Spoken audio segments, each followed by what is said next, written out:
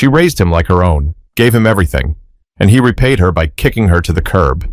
It was a Thursday, late afternoon, the kind of day where the sun doesn't know if it wants to shine or call it quits early.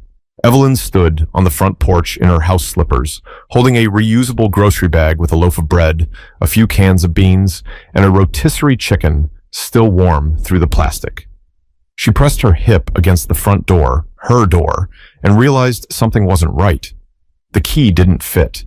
She tried it again, turned it slow, fast, flipped it upside down like maybe she just wasn't thinking straight. But it wasn't her hand that was wrong. It was the lock. The deadbolt had been changed. She knocked once, then twice, then louder with the side of her fist.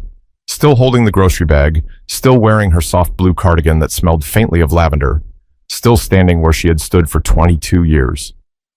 And then the door opened. Just a crack. Ryan's girlfriend, Natalie, peeked through the gap, her eyebrows raised like she wasn't expecting company. "Oh, hey, you weren't supposed to be back until later." Evelyn blinked. "Why can't I get in the house?" Natalie hesitated. She looked back over her shoulder, then stepped outside, pulling the door shut behind her. "I think Ryan was going to talk to you about that."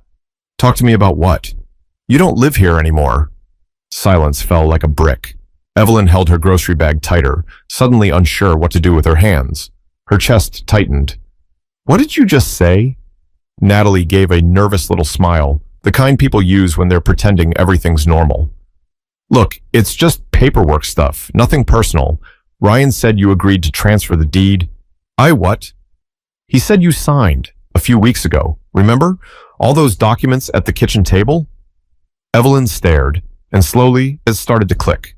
The forms, the way Ryan brushed off her questions, told her it was just housekeeping, that we need to get things in order, that this'll protect the house if anything happens to you. She had trusted him. She had trusted her son. And now her hands were trembling. Natalie didn't wait for more questions. She slipped back inside, muttering something about giving Ryan a call.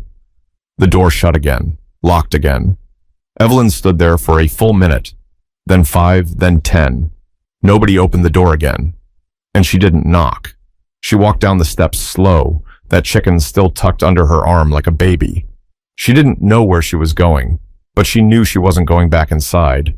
But Ryan hadn't just taken her house. He took something deeper. And Evelyn was about to remember exactly who she was.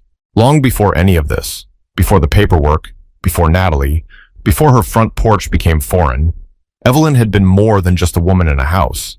She had been a mother, and not just to anybody, to a child nobody else wanted. Back in 1996, Evelyn was working the night shift at St. Joseph's Hospital in Jackson, Mississippi. She was a floor nurse, tough, reliable, soft-spoken, a woman who had long since made peace with not having children of her own after 2 miscarriages and a failed round of IVF.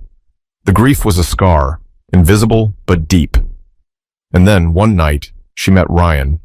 He'd come in with a broken wrist, barely 2 years old, pale, underfed, wearing a t-shirt just 3 sizes too big with mustard stains on the collar. His foster mother didn't even stay at the hospital, dropped him off with child services and left. Evelyn didn't go looking to adopt, but sometimes God doesn't knock.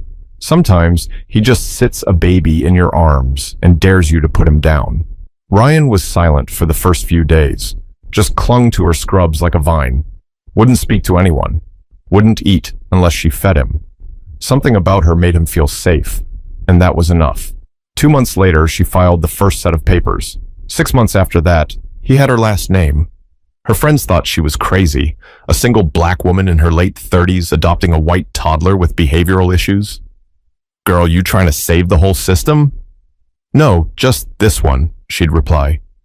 Evelyn gave Ryan everything she never had: a bedroom with a race car bed, packed lunches with his name and marker, swimming lessons, piano lessons, Saturday trips to the zoo. He had asthma. She found the best pediatrician. Trouble reading? She hired a tutor. She taught him how to braid hair using his action figures, so he'd know how to care for a future daughter. She made him write thank you notes after Christmas, and she never once missed a parent-teacher conference. But not everything was perfect. As Ryan grew older, things changed. By middle school, he started asking questions. "Why do I look different from you? Why do people stare at us in the store? Why does everybody think I'm adopted?" She always answered with the same words, "Because you are, but that doesn't mean you're not mine." He never fully accepted it. In high school, he grew distant. By college, he barely came home. And when he did, it was always quick. An overnight visit, a dinner, hey mama, before rushing out with his phone in his hand. But Evelyn never complained. She kept the lights on, kept his old room just the way he left it, kept believing that love, even quiet love, was enough. Then her husband passed, and suddenly Ryan started coming around more.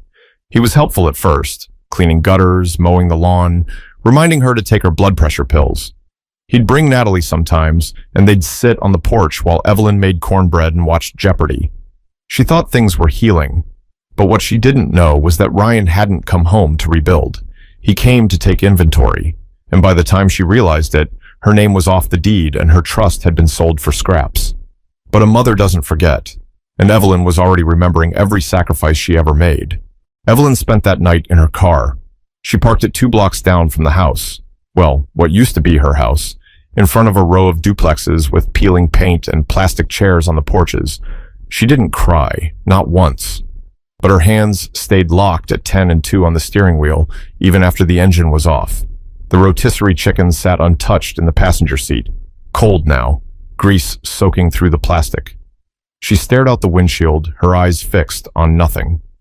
Grief has a way of sitting heavy in your lungs, not just from losing people, but from realizing who they never were to begin with. When her husband Leonard passed 3 years ago from a misdiagnosed blood clot, Evelyn thought the pain couldn't cut deeper. He had been her balance, a man of few words, all weight. They met at church, fell in love over fried catfish and Bible verses, and spent 29 years building a home that rested on faith and forgiveness. But this pain, this betrayal, it had a different sting. The next morning, Evelyn went to the bank to check her account. Part habit, part necessity. It was almost funny. The balance hadn't changed because Ryan never touched that money, because Ryan never even knew it existed. After Leonard died, the hospital tried to avoid blame. They said it was a natural complication. But Evelyn had been a nurse too long not to recognize the pattern. She pressed, filed complaints, consulted with an old attorney friend, and 2 years later, she won a malpractice lawsuit that no one thought she could. $9.5 million. She didn't tell a soul, not even Ryan. She moved it into a separate trust under her maiden name, split across a handful of accounts.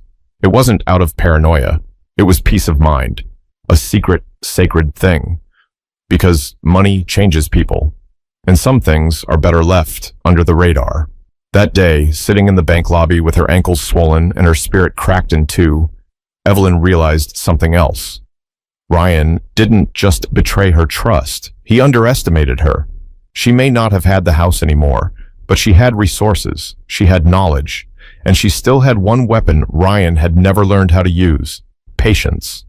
So she booked a motel room in Meridian, paid in cash. 2 nights, no questions.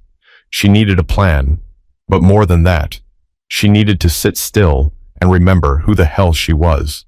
She flipped through an old notebook she kept in her purse, full of prayers, phone numbers, and handwritten reminders to call her cousin in Lafayette. At the back of it was a note she'd scribbled years ago, the day the court settlement came through.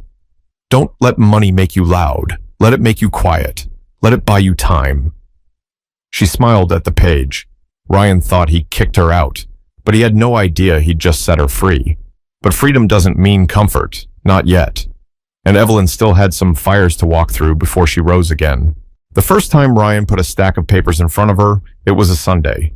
Evelyn was sitting at the kitchen table, folding dish towels while the oven ticked away at a sweet potato pie. Her knees ached that day. Rain was coming. She could feel it in her bones, but she smiled through it. Ryan had stopped by without calling first, and even though she didn't like surprises, she told herself maybe he missed her. He walked in wearing one of those slim-fitted dress shirts that looked like it belonged to someone else's body. Natalie followed behind him, barely looked up from her phone. "Hey, Mama," he said, giving her a half hug. "We brought some papers. Nothing serious, just stuff to help with taxes and the house. Cleaning things up on the back end, you know?" Evelyn furrowed her brow. "What kind of papers?" Ryan pulled out a folder like a magician with a deck of cards. "Trust paperwork, real estate transfer, Some power of attorney language. We had it reviewed. Natalie's firm does this kind of stuff all the time, totally standard. Natalie chimed in from behind her screen, not looking up. It's just a way to protect your assets, Ms. Carter. Avoid probate. You'd still be covered for everything. I didn't ask to avoid anything, Evelyn said quietly, her hands resting on the unfolded towel. Ryan chuckled. I know. That's why we're doing it for you. Look, if something happens to you, God forbid, it'd be a mess to untangle the house and your name on all the documents. This just makes sure things stay in the family. Evelyn stared at the paper. The letters swam a little. She didn't wear her reading glasses often. She hated how they pinched the sides of her nose. Ryan noticed. Here, he said, handing her a pen. I highlighted the signature lines. You don't need to worry about the rest. I already went over it with them. She hesitated. She wanted to say something like, I should probably have someone look at this. Or, why do you need power of attorney now?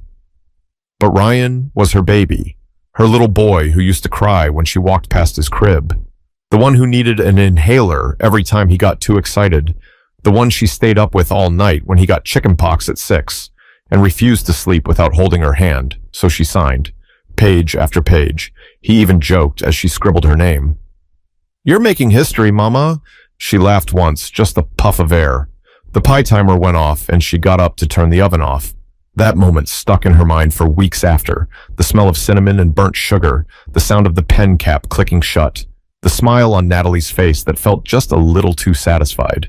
She didn't know it then, but that afternoon was the last time she'd ever sit at that kitchen table. The next visits were shorter. Ryan started showing up with bank statements and investor friends she didn't care to meet. He was always busy, always talking about flipping properties, building portfolios, how her home was equity waiting to be unlocked. He started calling her Evelyn in front of Natalie. That was new. And one day, while she was watering the begonias in the front yard, she overheard Natalie say, once we close on this place, we can finally get that apartment in Dallas. That's when Evelyn started packing a small bag, just in case.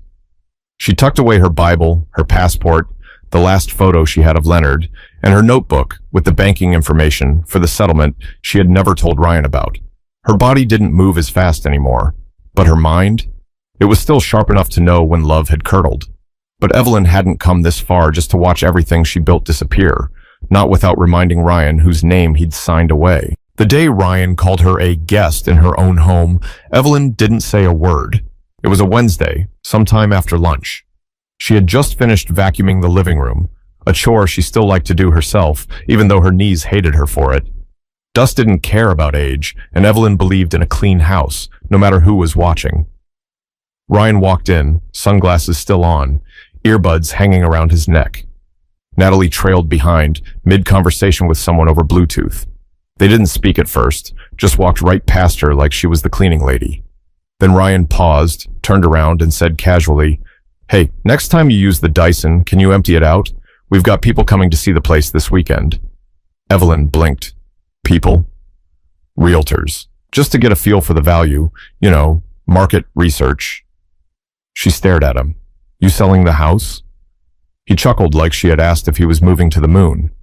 Not yet. Just thinking ahead. Gotta explore all our options, right? She stood straight. Our options? That's when he said it. You're a guest now, Mama. It's still your space, of course, but legally, well, you know how it is. Her hand tightened around the vacuum handle. She didn't say anything, didn't scream, didn't cry, just nodded once. That night, she packed her small bag for real. She didn't take much, just what she needed. That Bible, her notebook, 2 dresses, 1 pair of sneakers, and her wedding band, which she hadn't worn since Leonard passed, but still kept in a little pouch by her bedside table. Ryan didn't ask where she was going. Natalie didn't care. They had what they wanted, or so they thought. Evelyn checked into a budget motel on the other side of town near a truck stop and a gas station that always had flickering lights. The bed creaked when she sat down, and the heater wheezed like it had asthma. But it was hers, and it was quiet. She sat at the tiny desk and opened her notebook. There was a number she had kept in there for 14 years. Belonged to a woman named Doris, who used to work at a nonprofit that helped older women navigate housing law. Doris had helped her once when a tenant in her rental property tried to sue her over a plumbing issue. She dialed the number. It rang once, then twice, disconnected. She sighed. Then she remembered CJ, Clarence C.J. Burrell, Leonard's friend from the old neighborhood, a lawyer, long retired, but sharper than a whip and twice as stubborn. She hadn't spoken to him in years, but she picked up the phone anyway. It rang 6 times before a tired, raspy voice answered.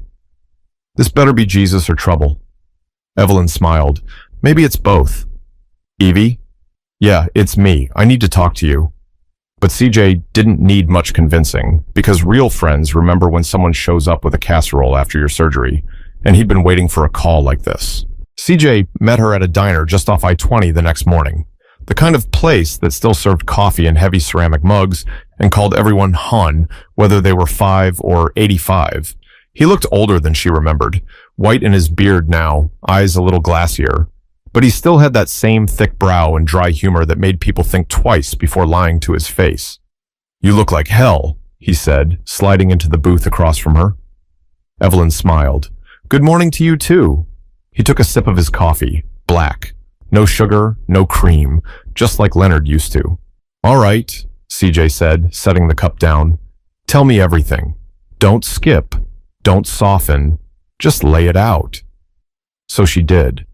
She told him about the forms Ryan made her sign, the way he changed the locks, the guest comment, Natalie, the realtors, the fake smiles. CJ listened without interrupting once. When she was done, he leaned back and let out a long sigh. He tricked you, played you, but he made one big mistake. "What's that?" He forgot who raised him. Evelyn looked down at her napkin. "I signed the deed over, CJ." "Yeah. But signing under false pretenses? That doesn't mean it's legal, especially if you weren't fully informed or he misrepresented the documents." She raised an eyebrow. "You think we can take him to court?" CJ grinned. "Evie, I could take him to court in my sleep." She laughed, but there wasn't much humor in it. "I'm tired, CJ. I'm not trying to destroy him. I want my home, and I want to look at myself again and not feel like a damn fool." CJ nodded slowly. "Then let's not destroy him. Let's teach him something." They spent the next 2 hours going over everything. What she signed, what dates she remembered, the conversations she could recall. Evelyn had written most of it down in her notebook anyway, even before she thought she'd need it. Habit of an old nurse, document everything. CJ told her what to expect next, what kind of lawyer he'd connect her with, how they'd file a petition to investigate whether the transfer was fraudulent, and what to do if it escalated to court. Then Evelyn said something she hadn't told anyone else. "I've got money, CJ." He blinked. "You mean a little saved up?" "No, I mean real money. Settlement money from the hospital. $9.5 million. CJ nearly dropped his mug. Jesus. "I never touched it. Didn't want Ryan knowing. Didn't want anyone knowing, really." CJ shook his head slowly. "You've been sitting on $9 million and letting this boy run circles around you?" "I didn't want money to change the way I loved him," she said, barely above a whisper. CJ didn't answer right away, just stared at her, then reached across the table and touched her hand. "It didn't," he said. "He changed all on his own." Evelyn looked out the window at the highway in the distance. Her reflection in the glass looked older than she felt. Worn. Not defeated, but cracked. Like something that had been dropped but refused to break. She turned back to CJ. "I want to do this right. No drama, no cameras. Just my name, back on my door." CJ nodded. "We'll get it." But there was one last conversation Evelyn needed to have. Before the lawyers, before the hearings. One final attempt to speak not to the man Ryan had become, but the boy she remembered. Evelyn didn't call first. She knew if she did, he'd either hang up or have Natalie talk for him. So she just showed up. It was late afternoon when she pulled into the driveway. The yard looked too neat, like someone had trimmed the hedges just enough to impress a stranger, but not enough to show real care. Her begonias were gone. She knocked once. Ryan answered in gym shorts and a branded hoodie, holding a protein shake. His face tightened the second he saw her. "Ma, Evelyn, what are you doing here?" Evelyn stepped forward just enough that the screen door separated them. "I don't need much of your time. I just came to say something." He looked back over his shoulder, probably checking if Natalie was home, then sighed and stepped onto the porch. Look, if this is about the house... She raised a hand. Let me finish. He shut his mouth. I raised you when nobody else would. Not because I had to, and not because I wanted to thank you. I did it because I saw a child who needed love, and I gave it. Every ounce I had. Ryan's eyes flickered, but he stayed quiet. I watched you grow. I gave up vacations, sleep, time, my body. I gave it all to you, and I never once made you feel like a guest in this life. She took a breath. Her throat was tight. And you repaid me with a signature and a changed lock. He rubbed the back of his neck. You signed, Ma. It wasn't like I forced... Don't call me Ma if you don't mean it. Silence. She straightened her shoulders. I'm not here to argue, just to tell you I know what you did. And you should know I'm not broke. Never was. I've got enough money to buy this house 10 times over. Ryan's face changed. First disbelief, then panic, then something like shame. I didn't know that. You weren't supposed to, she said, because love ain't a business, and loyalty can't be bought. But now I know, and so do you. He opened his mouth, but no words came out. I've already spoken to a lawyer. This will go where it needs to go. I just wanted to look you in the eye one last time before it does. Ryan's hand dropped to his side. You're gonna sue me? No, she said. I'm gonna remind you what a real home costs. And with that, she turned and walked back to her car. No yelling, no begging, just a woman who finally remembered her worth. But lawsuits don't scare people like Evelyn. What scares them is seeing the person they underestimated rise stronger than ever. 3 months later, the house was empty. No furniture, no Natalie, no Ryan. The new owner, a retired school teacher from Lafayette, said the place felt heavy when she first walked in, like it had been through something. And it had. CJ had moved fast. The fraud petition passed through the court quicker than expected. The judge didn't even blink after reviewing the documents and testimony, said Evelyn had clearly been misled, and the transfer was under questionable, possibly manipulative circumstances. Ryan never showed up to the hearing. He'd already left the state. Natalie went back to Dallas without him. Evelyn didn't smile when she heard that. She didn't laugh. She just exhaled. Long, slow, like something had been holding its breath inside her, and it could finally let go. She didn't move back in, though. Too many memories. Too many ghosts of quiet betrayals and Sunday dinners that now felt like rehearsals for an exit. Instead, she took her money, her full, untouched inheritance, and did something no one expected. She bought 3 homes in Pascagoula, Mississippi. Not big ones, not flashy, just enough. She turned them into safe housing for women over 60 who had been evicted, displaced, or abandoned by their families. She named the little program Len's Place after her late husband. Said it was the kind of thing he would have done if he'd lived long enough to retire. The first resident was a woman named Alma, 74 years old, kicked out by her grandson when she couldn't babysit full-time anymore. The second was Darlene. Her own daughter sold her house while she was in rehab for a hip surgery. Evelyn cooked Sunday meals for them all. Sometimes they watched game shows. Sometimes they just sat on the porch and swapped stories about who hurt them and who they survived anyway. Evelyn never needed to explain her story. They saw it in the way she carried herself. Calm, steady, unapologetic. CJ still visited now and then, especially when paperwork piled up. He joked about putting her on a billboard, the woman who turned betrayal into a blueprint. Evelyn would laugh and wave him off. I just did what my mama taught me. You don't fold when you're cornered. You pray, you plant your feet, and you protect your peace. But Evelyn knew the fight wasn't about a house. It was about not letting a single act of betrayal define the life she built with her bare hands. 1 year later, Evelyn sat on the back porch of Len's Place with a cup of tea and a fleece blanket over her lap. The sky above Pascagoula was streaked with orange and gold, the kind of sunset that made silence feel like a hymn. Alma was upstairs crocheting. Darlene was in the kitchen humming to herself while she cleaned collard greens, and Evelyn, for the first time in a long while, felt still. Not busy, not angry, not hurt, just still. A letter came in the mail that morning, no return address, just her name, written in handwriting she hadn't seen in almost a year. Inside was a note. I messed up. I see that now. I don't know why I did it the way I did. Maybe I thought I was owed something. Maybe I just never understood what you gave me. I don't expect you to forgive me, but I wanted to say it. You didn't deserve what I did. I hope you're okay. Ryan. Evelyn read it twice, then she folded it neatly and placed it in the back of her Bible. Not because she planned to forget, but because some things are meant to be remembered without being relived. She didn't write him back. She didn't need to. Forgiveness to her wasn't about letting him off the hook. It was about freeing herself from the grip of what he'd done. She knew something now that she hadn't known then.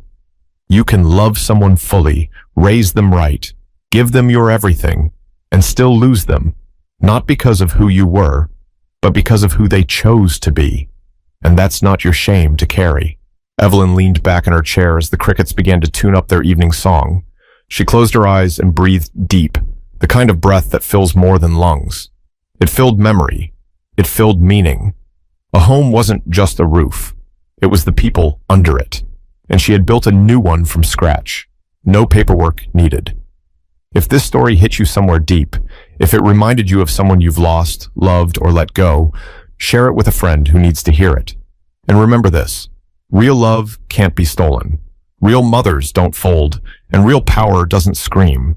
It builds again, quietly, from the ground up.